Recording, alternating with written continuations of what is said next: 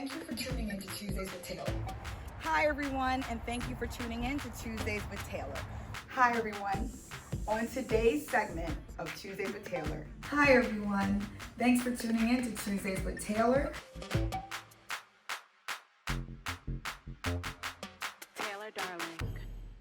Hi everyone. Thank you so much for tuning in to Tuesdays with Taylor.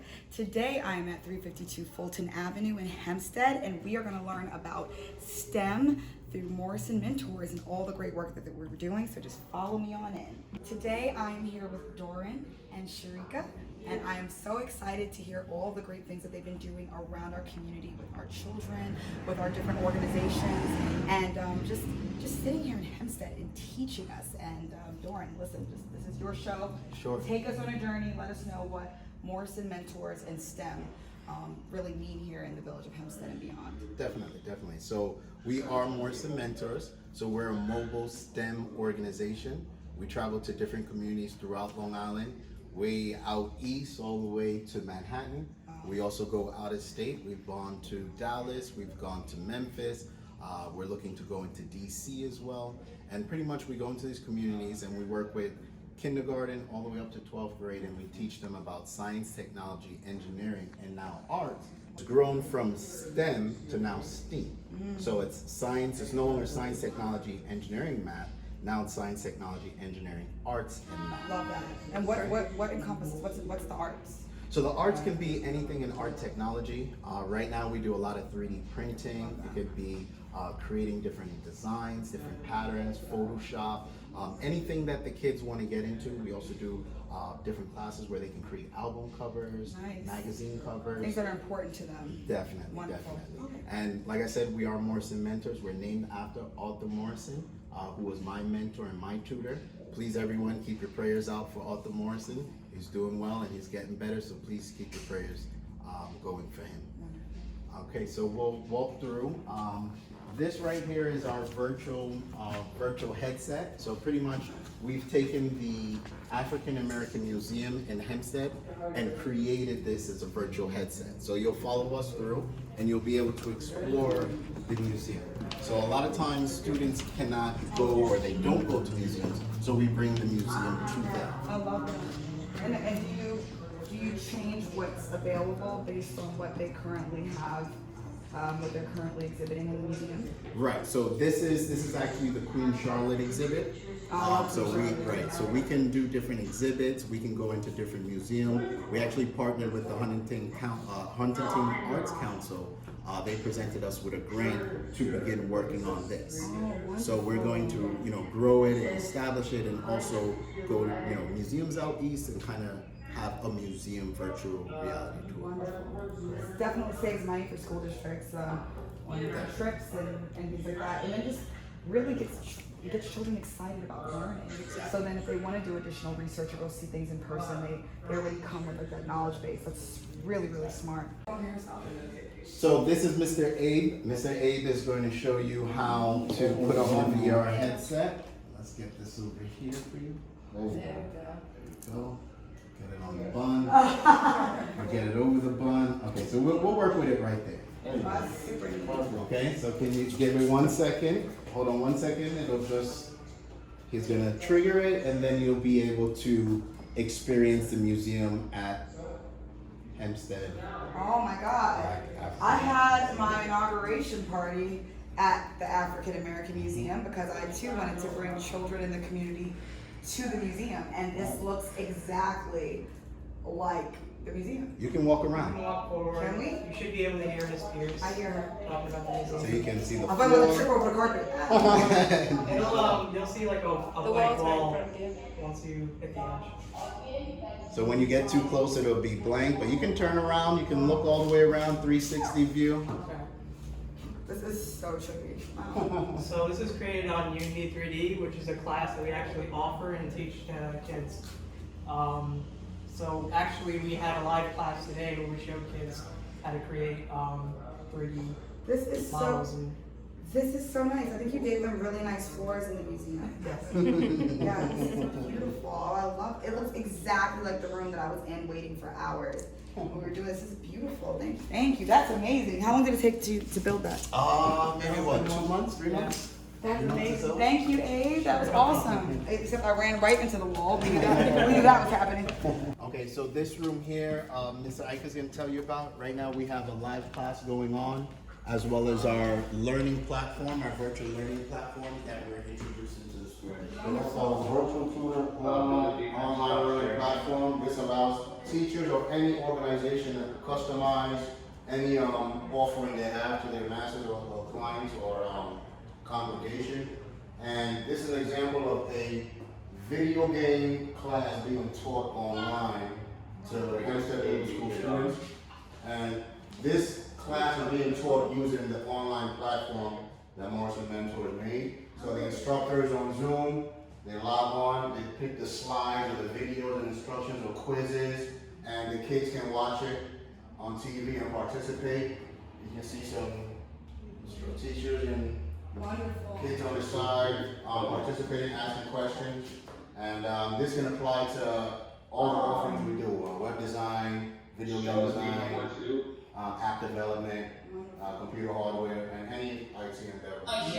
That's really important, especially now where we need to make sure that we are as secure and ready to remote learn as possible, and not just for actual curriculum courses, but for after school. Absolutely. And it's like, you know, there's this movement where some people feel after school offerings are optional, but they're really not. They're there to enhance, they're there to develop, they're there to be available. And the fact that you guys moved to this virtual platform, I mean, I don't think your timing could be any better. All right, so we have Sharika, who is going to take us on a STEM demo right now. So this is one of the rooms that we actually conduct our STEM demonstrations in. And basically what that is we teach children the science concepts that they learn for the New York State Science exam, and then we bring in our technology. well, I love that. I love that you're using New York State curriculum and combining it with technology. That's really, really brilliant.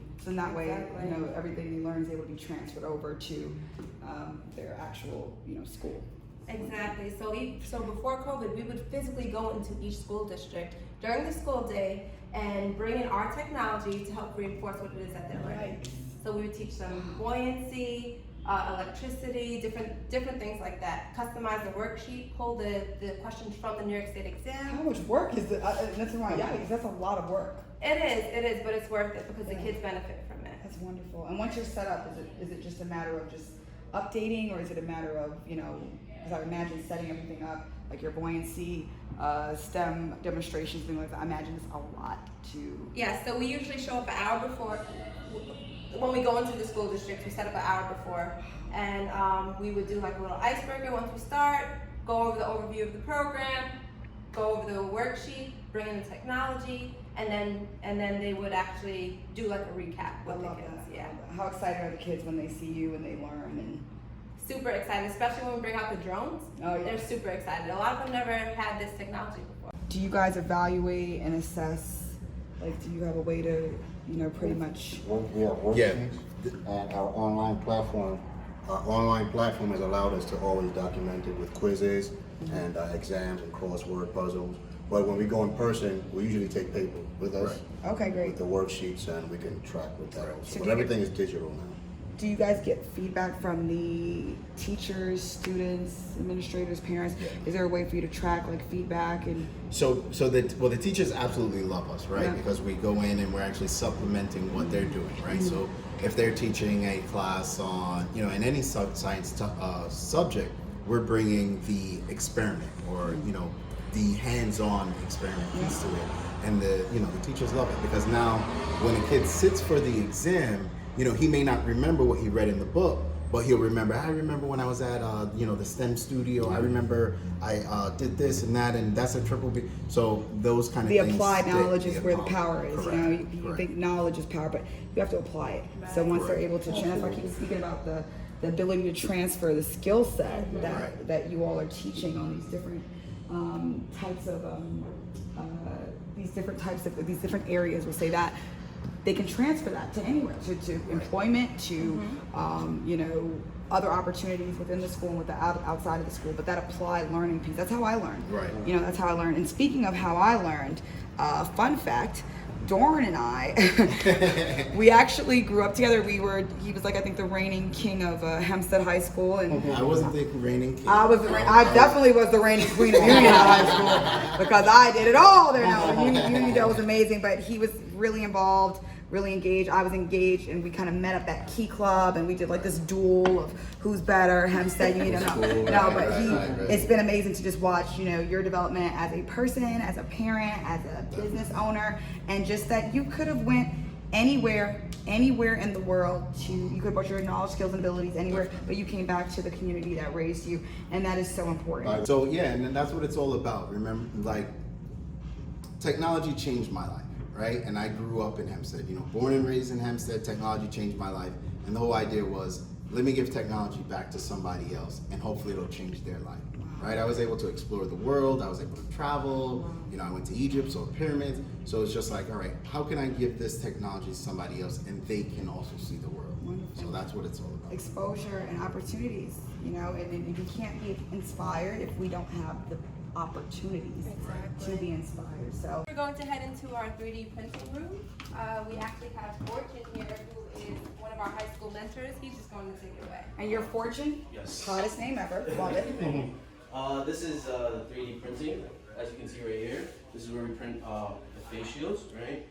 And the face So wait, masks. you guys printed these? Yes. I got on. So you designed them, and then they come out of this machine?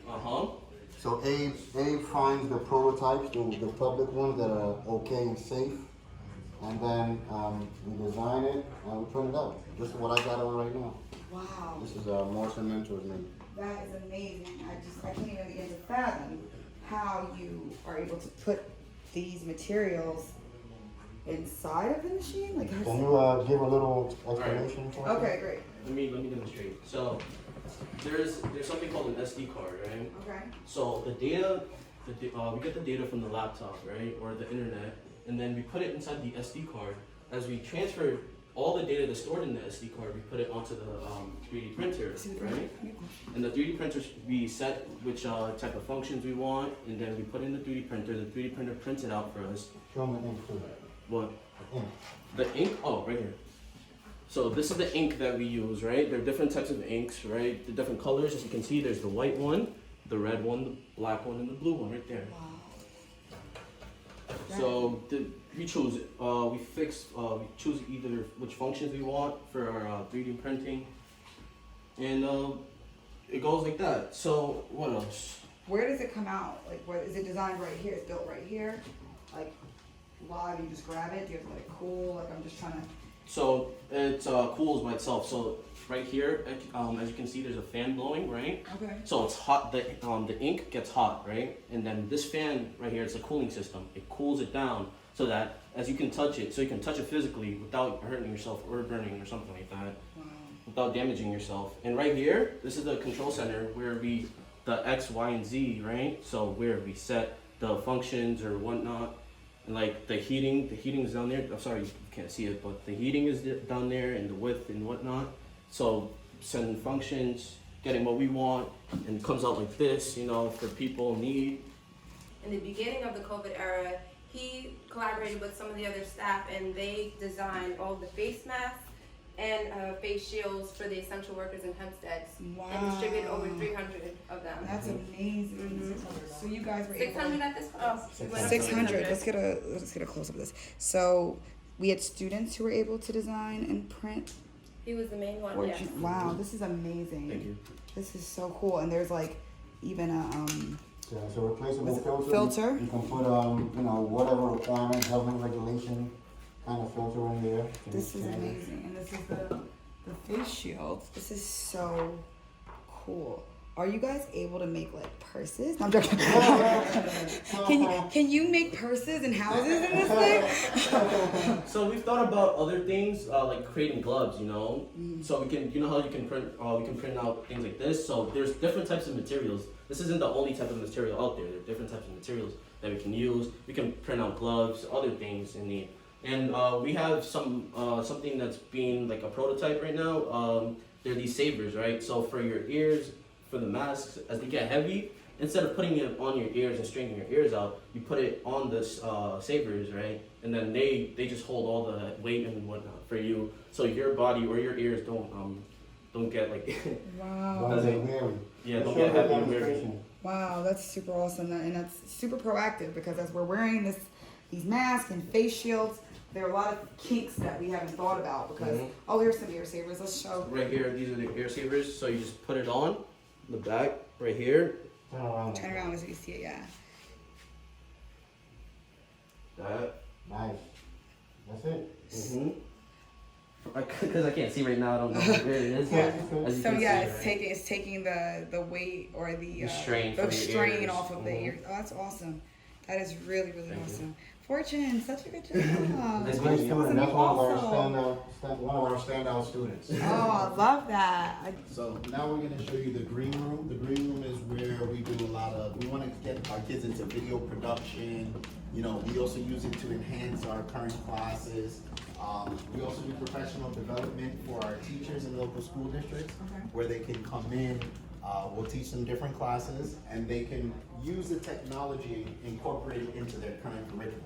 Oh, I love that. So if they're speaking about electricity, there can be, some models or images Correct. or videos of electricity behind them. Correct. Okay. So that's typically awesome. we'll have the desk here, we'll be recording, we're recording the green screen, and once we go into editing, video editing, then that's when we can make things appear on the screen. It could Love that. it could be out of space. So then our kids are the ones, they'll experience it first, but then once they experience it, then we have them create the technology. Wonderful. So they'll create it for an elementary school and show them how to do that as well. This is great. This is such a huge space where you guys really did a great job of allocating different sections. Definitely.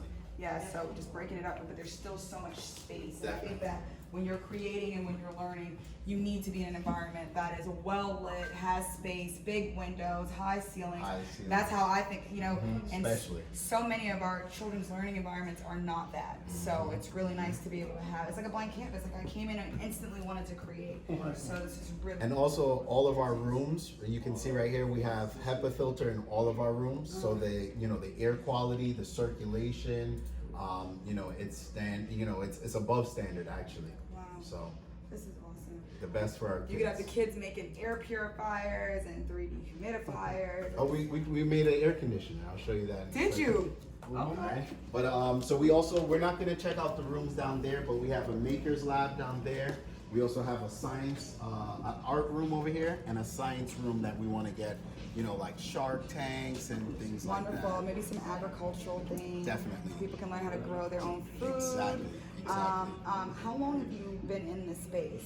So we've been in this space only for maybe 2 months. We've gotten the opportunity where the owner. This has been done in 2 months. Well, the renovation, the owner took care of the renovation. Wonderful. But the owner was very, gracious with us. He heard about what we do. Great. He loves the idea of STEAM in the community, and he gave us, the space. He wants us to use the space. He wants us to, generate business. So we do need the support of our people, our community. Come in and support us so we can grow this and build this out. And we're here for the community. We work with other communities. We want to make it work. Yeah, this is an awesome space. So this is what we consider our STEM play. Usually it's a lot bigger. So STEM play. STEM play. So Okay. we bring the kids in, they get a sample of every different technology. We usually have Lego Mindstorms, we have a whole bunch of technology, but we didn't bring everything today. And you have happy hour. Happy hour, of Clearly, course, of course.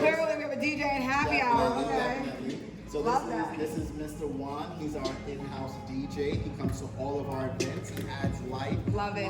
The music alone adds life to the room. It's what connects us. It connects One us. of the things that connects us. But he also teaches kids how to DJ. Oh, nice. So he'll tell you a little bit more about that real quickly. Okay. So hello, my name is Juan. I go to Roosevelt High School. Nice. That I found a passion through DJing, and Morrison Mentors has helped me expose that passion. They have given me the set so I can practice at home. I teach everyone. I teach my uncle, I teach my cousins, I teach all the kids. If they want me to teach, I will be there. I love doing what I do. I show them how to mix. I show them how to DJ for free. all programs you can get for free. I show them how you don't need $1,000 setup to do something that you could easily do from your laptop or Yeah. from your phone. Yeah. That I've taught at Hofstra, I've DJed at Alicia Keys' old stomping grounds. Wonderful. Wonderful. Morrison Mentors has truly helped me expose my passion. I love that. Expose your passion, right? Because we have them. So that's wonderful. That's great. It's so nice to meet you, Juan. I think I have a student for you who can. So now he gets gigs. He gets gigs from family and friends, Yeah. and then people who call us and say, "Hey, we need a DJ." I Right call there. him, and That's now what he it's gets about. paid. Monetize those gifts, and you took your gifts, now there's passion exposed, and you instantly wanted to give back, and that money usually follows. People see that passion, and you didn't chase money, but you chased your passion. I think that's awesome. Thank you so much, Juan. So this is our coding. It's HTML. It's HTML, CSS, JavaScript. We teach kids, as early as 4th grade, how to build a website. We also go into the juvenile detention center right here in Nassau. I love that. And we work with the juveniles there. We go into the detention center. We also do virtual classes with them. I where love they that log in. because so often they are forgotten. So it's just really nice that they be able to have something that seems something they can be passionate about that can also be restorative and reformative, and that's what we really need. That's awesome. And what we do is we train them there, and for the students who are leaving in a couple months or so, when they do leave, they usually come to us and we occupy them with work. Wonderful. So now they have a job to go Yeah, into. because we know what idle time is. Yes, we do. Yes. So we have robotics here. I guess Mr. Fortune will tell you more about the robotics. So we have a cool. drone and everything. So go ahead, Mr. Fortune. So this is a air drone, right? Okay. We use block coding to technically use the drones right here. We teach the kids how to block code, and then they code themselves, and then they put it together, and then we show them how to fly it and stuff like that. Okay. So you said block coding. Yes. Okay. So block coding is usually the introduction to the real coding. Okay. So basically the block codes just kind of put different actions and the kids have to say, all right, go up, 4 feet, make a left, 90 degrees. So they get to see how the logical thinking begins when it comes to computers. And then now we give them the freedom through HTML where they can create their own code. So they're not restricted to block coding. We usually start them with block coding so we can ease them into the real hard coding program. Oh, wonderful. So this is one of our drones that we do. I don't know if Fortune will be able to start it, but one of the things that the kids love about it is as it's flying and it drops, it breaks apart. Oh, that's super cool. So for them, they like it. It's all, magnetic. Oh, that's magnets. super cool. So if it's, repel, if the blade doesn't belong there, or it'll just Oh, subtract. that's so nice. So the kids really like this, and this is what we also. So this is what we use for our all girls program. Nice. So we teach girls how to code using this, this toy. It's essentially a smart girl. That's what it's called. And Fortune is going to give you a quick demo on our smart girls. So these smart girls here, right? Spleen. We control them using this joystick right here. This is one of many ways of controlling it. There's also block coding, just as the flight drones right there. We have different options of how we want to use them. As you can see, she goes in a snaky line way, and then a turn right there. So are these codes already built in? Yeah, they're already built in. So, Someone had to put them in though. Mm-hmm. Okay. And then right here, sugar coated. It's a version of what I'm trying to say right here is that this is a block coding method that we give to the kids, right? They choose which type of block coding they want. They put it on right here onto the workplace, and then sometimes we might challenge them into which type of coding they want to choose, or for them to figure out what we want, and for them to prove it to us that they know what they've learned. Like they show what they learned here in Morrison Mentors. That's awesome. What else? That is really nice. And now what ages? From five and up. Yeah, there you go. So 5 and up, we show them a lot of girls, right? The girls love it. Sometimes they have 3, right? And then they pair it up and to music.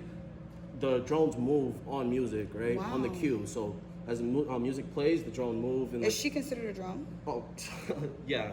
Technically, I think she's a Siggy. Sorry. The drone is a robot. It's a drone robot. Yeah. They serve both purposes. that's So awesome. she's a Siggy, right? That's the name that was given to her, or given to that type of drone. Siggies, they're Siggies. And then you get 3 of them or more probably. You can play music and set with the right Like a here. dance party for like the a 3 dance drone. party, Oh, and then they that's go so around. nice. They play around. You know, they show different types of things, and it's a lot of fun for the girls. I love that. I love it. So they're actually programming the dance move. The dance moves and stuff. So they can keep up with all the current dances. So, and this is a Siggy, you said? Yes. Oh, this is so cool. She's having a hair issue today. So cool. As you can see, a lot of our girls had fun with that. Yes, particular- yes, that doll. Oh, I love her. That's awesome. Okay, we're good. Okay. Okay, so this is our hardware table. Pretty much what we do is we teach the kids how to take apart the entire machine. So they have to take every component out of the machine. They have to identify each, what it does, the functionality, and then they have to put everything back in. If they put it back together, which we're teaching them, and they have it up and running, they can take the computer home. So we'll give them a monitor, we'll give them a keyboard, we'll give them a mouse, and they'll take it home with them. Wow. Now, does it matter if there's dust in these? So that's actually one of the things that we try to teach them. So a lot of the times, dust is what can kill a computer. So if we show the kids how to take it apart and then clean it out, you know, it'll save them a bunch of money. Wow, we have a turntable that's acting kind of iffy. I was thinking that dust may have gotten in the turntable. Right. Yeah, so that's really interesting. Wow, that is dusty. So how do you clean this dust? So we use air dusters, or we have like an actual electric blower that we use to clean it out. Okay. And then we'll wipe it down as well. Okay. So we teach the kids that too, so if they ever encounter a computer, they know exactly how to clean it. They know not to use bleach on certain parts, right? You gotta use certain cleaning materials, and then you can get it up and running. That's wonderful. Additionally, with this class, once our students have graduated from this class, we also offer desktop support to local businesses. Nice. So we do virtual desktop support, or we'll go into their location, and we also bring our students, our mentors with us. And we'll give them an internship. And So they'll we get an actually do it at the Village Community Development Agency. Oh, the CDA? So, yeah, CDA. So we actually brought Fortune with us, and he got an internship working on computers there. That is wonderful. So how would businesses contact you? How do parents contact you? Usually How through does our anyone website. contact you? Usually through our website. So they can go through our website, they can go to www.mmentors.org, or they can contact us at 516-640-4492, or they can send us an email at info@mmentors.org. I love that. That was like the infomercial. We're like, for $20, your kid can too take apart a desktop. No, I'm joking. Definitely. This is amazing. And you know, we're offering classes to the parents that if the parents really want to get their kids involved, we'll give them the skills, and then we'll give them real life job experiences. Nice. What are your hours? Like, when are you open? Like, is this a Monday through Sunday operation? Is it a call us and we're there? We're Monday through Monday. We do workshops on Saturday and Sunday if need be.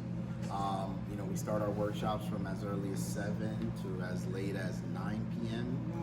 So do you we're have like really a listing flexible. of things that you guys do, like a calendar of events where people? So they'll find that on the website. So Okay. we just revamped our schedule now that school is reopening. Okay. So in the month of August, we really finished our summer classes. So now we have a schedule coming out for the fall. What is the best part about pretty much running a STEAM program and a STEAM community center? Like, this is like just this whole movement. What's the Right. best part of this experience for you? The best part of the experience is when you help a student, right? A student's been in your class, you know, you notice that, you know, they're interested and you're working with them, you're teaching them, whether it's coding or robotics. And then years later, maybe 5 years later, 6 years later, they'll come back to you and say, hey, I did this. Like, for example, we have a student, his name is Adam. And Adam took our class at Unionville Public Library maybe about 2 years ago. Okay. And he was one of the students. He put it together, which was, you know, great. And then we gave it to him. So he took it home. He had a monitor, he had a keyboard, he had a mouse, he had everything. I got a call from Adam maybe about 3 weeks ago, 2 years later, where he's saying to me, hey, I don't know if you remember me, but I took one of your classes at Uniondale Public Library. You gave me the computer. I took it home, and I'm thinking to myself, I don't know. I've seen so many kids. I don't. And then he said to me, you know, I'm actually, you know, fixing my friend's computer.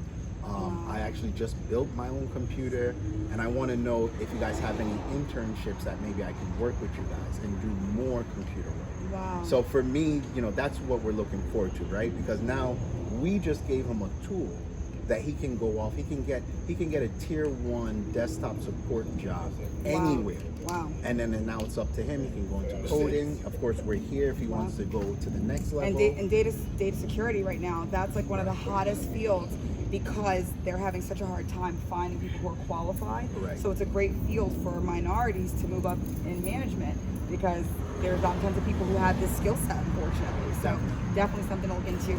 So you let us know what your joys of this process is and this experience. What's like your biggest challenge? You know, really pushing the STEAM movement to Hempstead and Nassau County, the Long Island community and beyond. So I think the biggest issue has been, you know, we've been ahead of time, right? So we've created this organization back in 2012. 2012? 2012. Okay. So we've been talking about science, technology, engineering, math since then. You know, this was before it became bigger, and then it caught up, and now people are onto it. You know, and then a couple years ago, we were talking about, you know, the virtual online platform where you can, you know, log in and learn online at, you know, you can learn in at his own pace. So they're able to learn at their own pace. They can work at home. You know, a lot of the challenges that we see right now, especially in our community, is that, you know, a household may only have one laptop, one internet service, right? But 3 siblings, right? And class time is happening at the same time, so 2 students are going to miss out. So by us using this building, you know, we can now give them access to machines. So, you know, the biggest challenge is, you know, we've been telling people about the wave as it's been happening, but the biggest wave is really the money part. Funding. Right?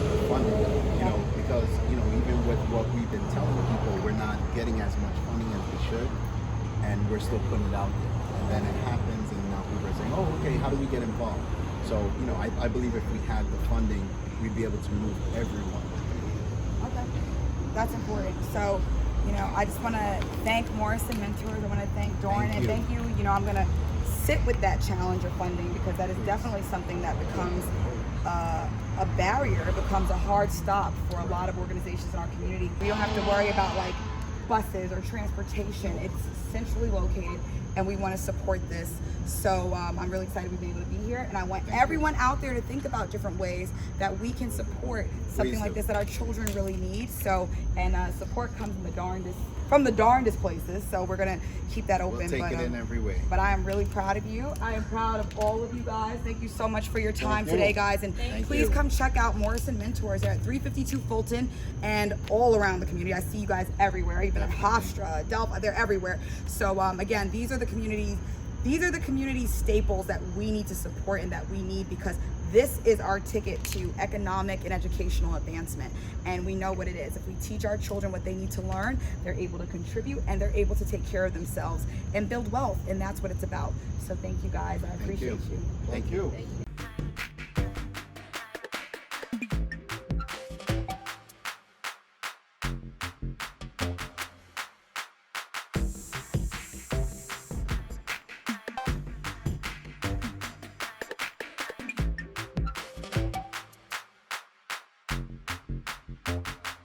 Taylor Darling.